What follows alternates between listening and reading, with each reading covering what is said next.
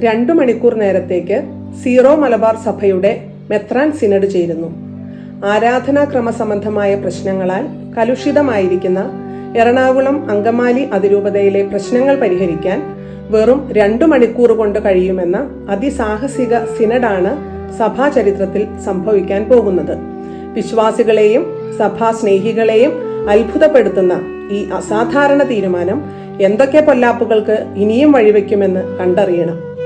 പ്രത്യേകിച്ച് എറണാകുളം അതിരൂപതയുടെ ആഭിമുഖ്യങ്ങളോട് യാതൊരു താല്പര്യവുമില്ലാത്ത മെത്രാന്മാരുടെ ഭൂരിപക്ഷത്താൽ നിയന്ത്രിക്കപ്പെടുന്ന മെത്രാൻ സിനഡ് ഇപ്പോൾ കൂടുന്നത് എറണാകുളം അതിരൂപതയ്ക്ക് സ്വന്തമായൊരു മെത്രാപോലിത്ത ഇല്ലാത്ത തക്കം നോക്കിയാണ് എന്നത് സഭയിലെ യാഥാസ്ഥിതിക വിഭാഗത്തിനെതിരെ പൊരുതുന്ന മെത്രാന്മാരെയും വൈദികരെയും അതിരൂപത വിശ്വാസികളെയും ഇപ്പോൾ ഏറെ അങ്കലാപ്പിലാക്കിയിരിക്കുകയാണ്.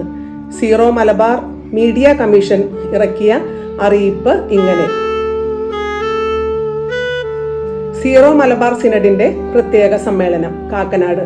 സീറോ മലബാർ സഭയുടെ 32ാമത് മെത്രാൻ സിനഡിന്റെ ഒരു പ്രത്യേക സമ്മേളനം 2024 ജൂൺ 14 വെള്ളിയാഴ്ച വൈകിട്ട് 5 മുതൽ 7 വരെ ഓൺലൈനിൽ ചേരുന്നു.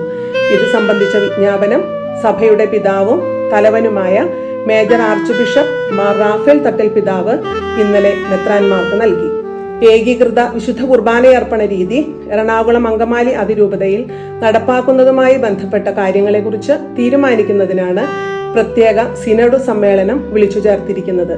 മറ്റ് വിഷയങ്ങളൊന്നും ഈ സമ്മേളനത്തിൽ ചർച്ച ചെയ്യുന്നതല്ലെന്ന് മേജർ ആർച്ച് ബിഷപ്പ് നൽകിയ വിജ്ഞാപനത്തിൽ അറിയിച്ചു.